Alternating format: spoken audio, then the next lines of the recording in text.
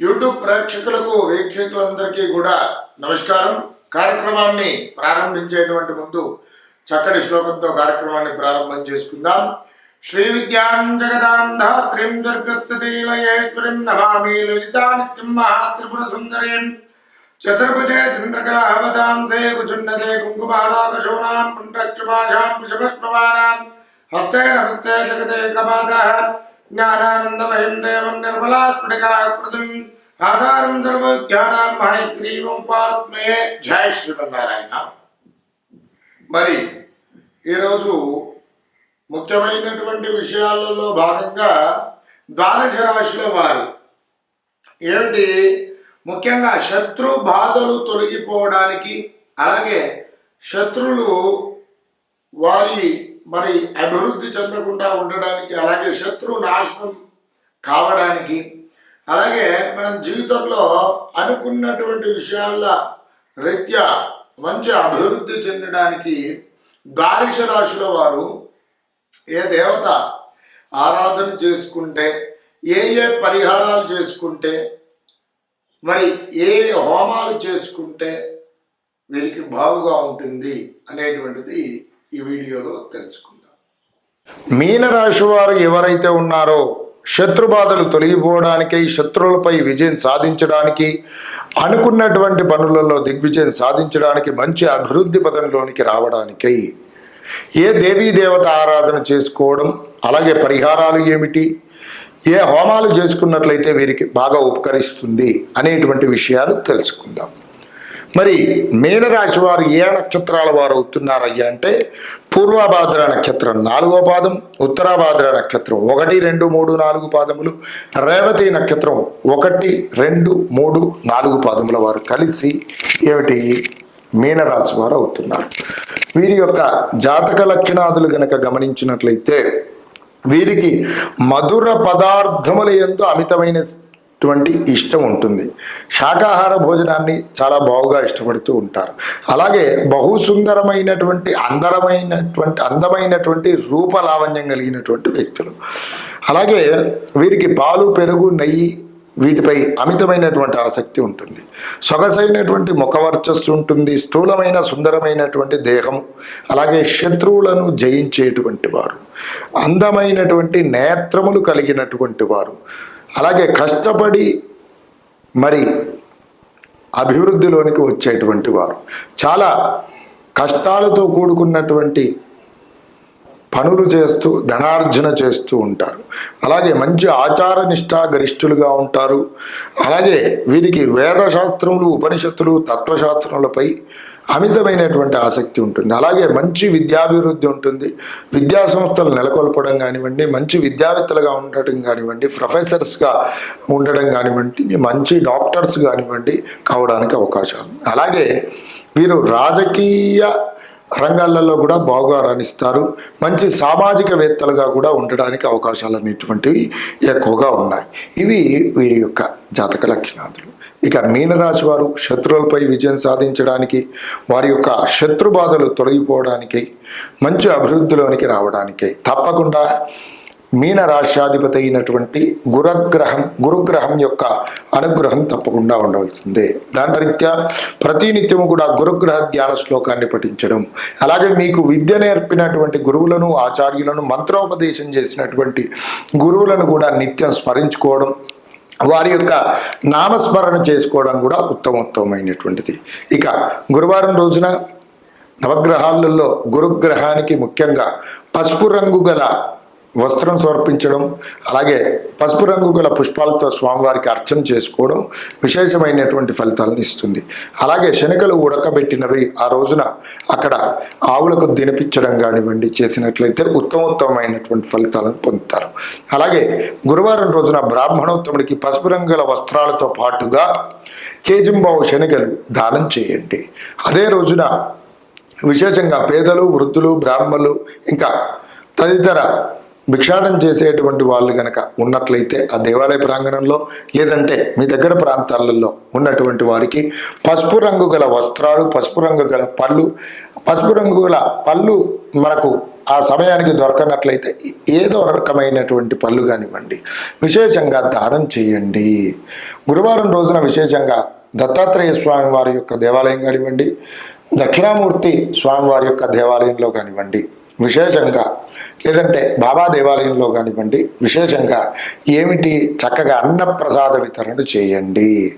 అలాగే విశేషంగా ముఖ్యంగా అశ్వత్థ వృక్షంని ఏది ఆరాధన చేసుకోవడం, రావి చెట్టును విశేషంగా పూజించినట్లయితే మీకున్నటువంటి శత్రుబాధలు తప్పకుండా తొలగిపోతాయి. ఇక విశేషంగా దేవీ దేవత ఆరాధన విషయానికి కనుక వచ్చినట్లయితే ముఖ్యంగా దక్షిణామూర్తిని ఆరాధన చేసుకోండి. ఇంట్లో దక్షిణామూర్తి స్వామివారి యొక్క చిత్రపటం ఏర్పాటు చేసుకొని గురువారం రోజున స్వామివారికి చక్కగా దీపారాధన చేసుకొని మరి రావి పత్రాలు స్వామివారికి సమర్పణ చేసుకొని అలాగే అక్కడ స్వామివారికి విశేషంగా ధూపదీప నైవేద్యములు స్వామికి నివేదన చేసుకోవడం, దక్షిణామూర్తి స్వామివారి యొక్క జ్ఞాన శ్లోకాన్ని పఠించడము, అలాగే స్తోత్ర పారాయణం చేసుకోవడం చక్కటి ఫలితాలను ఇస్తుంది. గురువారం రోజున నియమాలు పాటించడం, గురువారం రోజున పసుపు రంగు గల వస్త్రాలు ధరించడం, అలాగే గురువారం రోజున విశేషంగా మధు మాంస భక్ష్య నివేదన త్యజించడము, శాకాహార భోజనం చేయడం, అల్లం వెల్లుల్లి ఉల్లిపాయలు లేకుండా శాకాహార భోజనం ఏకభుక్తం కనుక చేసుకొని స్వామివారి యొక్క స్తోత్ర పారాయణాదులు చేసుకున్నట్లయితే చక్కటి సత్ఫలితాలను పొందుతారు. అలాగే మెడలో లాకెట్ పూర్వకంగా చక్కగా దక్షిణామూర్తి స్వామివారి యొక్క లాకెట్ వేసుకోండి, లేదా వీలుగాని పక్షంలో ఉంగరమైనా ధరించినట్లయితే చక్కటి సత్ఫలితాలను ఇస్తుంది. అలాగే ఇంట్లో హోమాల విషయానికి కనుక వచ్చినట్లయితే దక్షిణామూర్తి స్వామివారి యొక్క మూలమంత్ర హోమం జరిపించండి. ఆ హోమం చేసినటువంటి రోజున చక్కగా గోపూజ కూడా చేయండి. అలాగే రావి చెట్టుకు పూజ చేయండి. అదే రోజున చేసి మీ యొక్క గృహంలో చక్కగా బ్రాహ్మణులకు అలాగే బంధువులను అలాగే అనాథ పిల్లలను కానివ్వండి, పేద వృద్ధులు కానివ్వండి వారిని పిలిచి చక్కగా అన్నప్రసాద వితరణ చేయండి. ఆ విధంగా చేసుకున్నట్లయితే మీరు చేసేటువంటి పనులలో మంచి చక్కటి అభివృద్ధి కలుగుతుంది. అలాగే శత్రుబాధలు తొలగిపోతాయి, శత్రువులపై విజయం సాధిస్తారు. వీటితో పాటుగా ప్రతి నిత్యము కూడా అనుసంధించవలసినటువంటి నామజపం కనుక చూసుకున్నట్లయితే ఓం క్లీం ఉద్ధృతాయ ఉద్ధారినే నమః అనేటువంటి నామాన్ని ప్రతినిత్యం 27 సార్లు జపించండి. ఉత్తమోత్తమైనటువంటి ఫలితాలను పొందండి. సర్వే జన సుఖినో భవంతు. నమస్కారం. కుంభరాశి వారు ఎవరైతే ఉన్నారో వారు విశేషంగా శత్రువులపై విజయం సాధించడానికై, శత్రుబాధలు తొలగిపోవడానికై, అలాగే అనుకున్నటువంటి పనులలో దిగ్విజయం సాధించడానికై, అభివృద్ధి పదంలో రాణించడానికై పరిహార మార్గాలలో భాగంగా ఏ దేవీ దేవత ఆరాధన చేసుకోవడం, పరిహారాలు ఏమిటి, హోమాలు ఏమి చేసుకున్నట్లయితే వీరికి బాగా ఉపయోగపడతాయి అనేటువంటి విషయాలు ఈ వీడియోలో తెలుసుకుందాం. కుంభరాశి వారు ఏ నక్షత్రాల వారు అవుతున్నారయ్యా అంటే ధనిష్ట నక్షత్రం 3, 4 పాదములు, శతభిష నక్షత్రం 1, 2, 3, 4 పాదములు, అలాగే పూర్వాభాద్ర నక్షత్రం 1, 2, 3 పాదముల వారు కలిసి కుంభరాశి వారు అవుతున్నారు. వీరి యొక్క జాతక లక్షణాదులు గనక గమనించినట్లయితే సుదీర్ఘమైనటువంటి సుందరమైనటువంటి మెడలు కలిగినటువంటి వారు, అందమైనటువంటి శరీరం కలిగినటువంటి వారు, కొన్ని సంవత్సరాలు ధన సంపత్తితోనూ కొన్ని సంవత్సరాలు దారిద్ర్యంతోనూ బాధపడేటువంటి వారు. అలాగే వీరు పుణ్యక్షేత్రములు, గార్డెన్స్, ప్రకృతి పైన ఆసక్తి అనేటువంటిది ఎక్కువగా ఉంటుంది. అమితమైనటువంటి ఆసక్తి ఎక్కువగా ఉంటుంది. వీరు ముఖ్యంగా సహజ సిద్ధంగా ప్రయాణాదుల పూర్వకంగా ధనం అనేటువంటిది ఎక్కువగా ఆర్జిస్తూ ఉంటారు వివిధ కార్యక్రమాల రీత్యా. అలాగే వీరికి మంచి స్నేహం ఉంటుంది. సాధు సత్పురుషులతో, మంచి పండితులతో, సన్యాసులతో, విశేషంగా పీఠాధిపతులతో మంచి పరిచయాలు ఉంటాయి. అలాగే రాజకీయ నాయకులతో కూడా మంచి పరిచయాలు ఉంటాయి. అలాగే ఏదైనా పని ప్రారంభించారంటే దాని గురించి పూర్తి విశ్లేషణగా ముందుగానే సుదీర్ఘంగా ఆలోచించి పనులు చేసేటువంటి వారు. అలాగే వీరు మంచి స్నేహశీలిగా బంధు మిత్రాదులతో పూజనీయుడుగా ఉంటారు. అలాగే వీరికి కళారంగాలపైన కూడా ఆసక్తి అనేటువంటిది ఎక్కువగా ఉంటుంది. వీరు మంచి ఉపాసకులుగా, అలాగే మల్టీ టాలెంటెడ్గా వివిధ రంగాలలో బహువిధాలుగా ధన సముపార్జన చేయడానికి అవకాశాలు ఎక్కువగా ఉంటాయి. ఇవి వీరి యొక్క జాతక లక్షణాలు.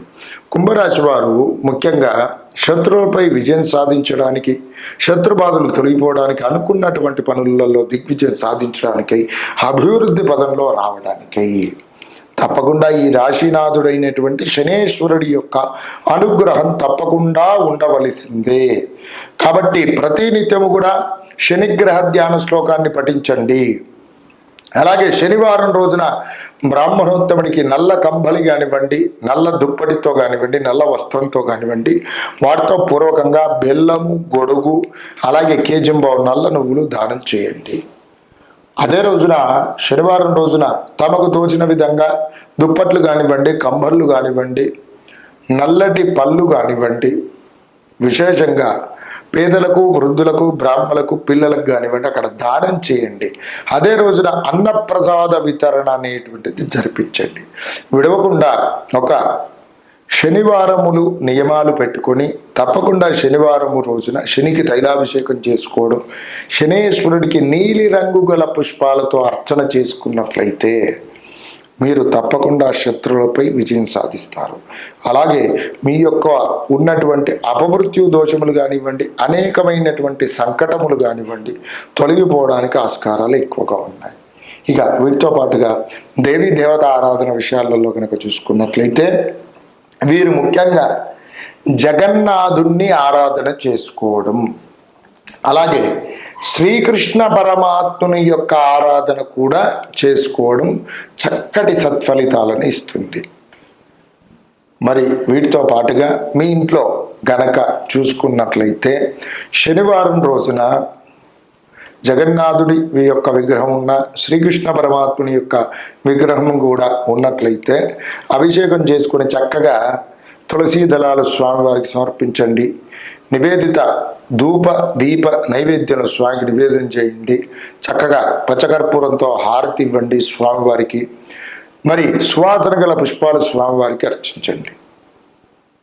అలాగే ఆ రోజున ఏకభుక్త భోజనము చేయడము, అలాగే మధుమాంసాలకు దూరంగా ఉండడము, అల్లం వెల్లుల్లి ఉల్లిపాయలు లేకుండా శాకాహార భోజనం చేయడం ఉత్తమోత్తమైనటువంటిది. శనివార నియమాలు పాటించండి. అలాగే విశేషంగా గోవులకు తమకు తోచిన విధంగా గ్రాసానికి డబ్బు ఇవ్వడమా, లేదంటే గోవులకు వెళ్ళి కపిల గోవులకు ముఖ్యంగా, అలాగే నల్లని గోవులకు విశేషంగా తీసుకువెళ్ళి గ్రాసాన్ని సమర్పించడం, వివిధ రకాలైనటువంటి పండ్లు, ఫలాలు, ధాన్యములు సమర్పించినట్లయితే తప్పకుండా వీరు శత్రువులపై విజయాన్ని అనేటువంటిది సాధిస్తారు. వాటితో పూర్వకంగా ఇక జగన్నాథ స్వామి వారి యొక్క లాకెట్ కానివ్వండి, కృష్ణ పరమాత్ముని యొక్క లాకెట్ కానివ్వండి మెడలో ధరించండి, లేదంటే ఉంగర పూర్వకంగా కానీ ధరించినట్లయితే ఉత్తమోత్తమ పరిణామాలు అనేటువంటి తప్పకుండా అనుభవిస్తారు. అలాగే శ్రీకృష్ణ అష్టకాన్ని పఠించడం, జగన్నాథ అష్టకాన్ని పఠించడం, స్వామివారి యొక్క స్తోత్రాలను ఆరాధన మరి పారాయణ పూర్వకంగా చేసుకుంటూ ఆరాధన చేసుకున్నట్లయితే చక్కటి ఫలితాలను పొందుతారు.